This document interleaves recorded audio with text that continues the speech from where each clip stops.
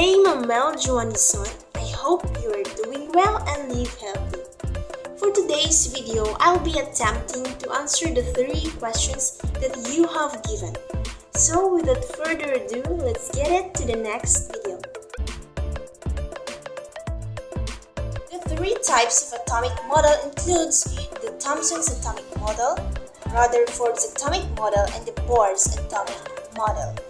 For the Thomson's atomic model, it is compared to watermelon because the sphere of a positive charge, or the protons, represent the red edible part of a watermelon, whereas the electrons, it is embedded in a positive charge sphere, represent the black seeds or the eyes of the watermelon. So in a watermelon, there are a red edible part, which is they represent the protons, while the black seeds or the eyes are the electrons. Rutherford's atomic model states that the positively charged particles and most of the mass of the atom was concentrated in a small volume. He called this region of an atom as a nucleus. And he proposes that the negatively charged electrons surround the nucleus of an atom. So when it is a nucleus, where the protons located, and it is surrounded on the outside by the electrons. It is how Rutherford presents his atomic model. Bohr's atomic model is also called the solar system model or the planetary model.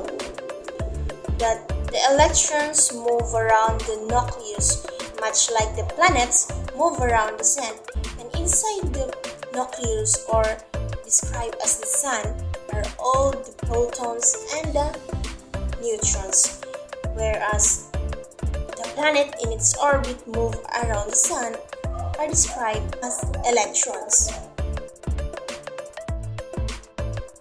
A physical change is one in which the chemical composition of the substance is unchanged, whereas the chemical change is one in which the chemical composition of the substance does change. Things like a substance changing from one phase to another are always physical change. But if we make an entirely new substance and new chemical bonds, that's a chemical change. An example of physical change include the folding of paper. So when we fold the paper, there's no chemical change happen. There is a changes of size, but there's no chemical happen. Next example of physical change is cutting of hair. So when we cut our hair, there's no chemical happens. We only cut our hair. Ice melts. So when ice is melts, it turns to liquid water. The ice is only a solid water, but it's the same, a water. There's no chemical changes happen. Next example is mixing candies.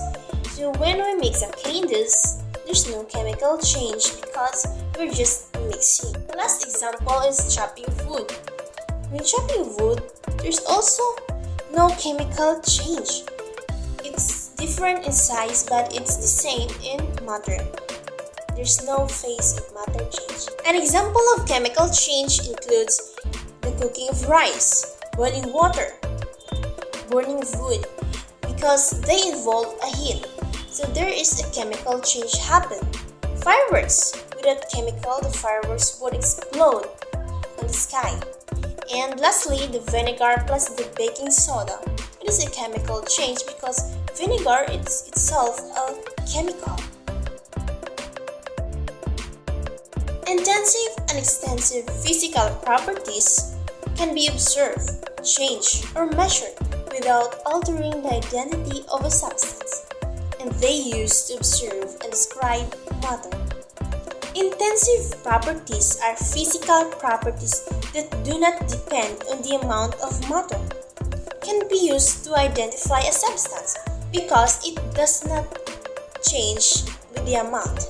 In short, intensive properties are independent. Some examples are color, melting point, boiling point, and density. Whereas Extensive properties are physical properties that depends on the amount of matter.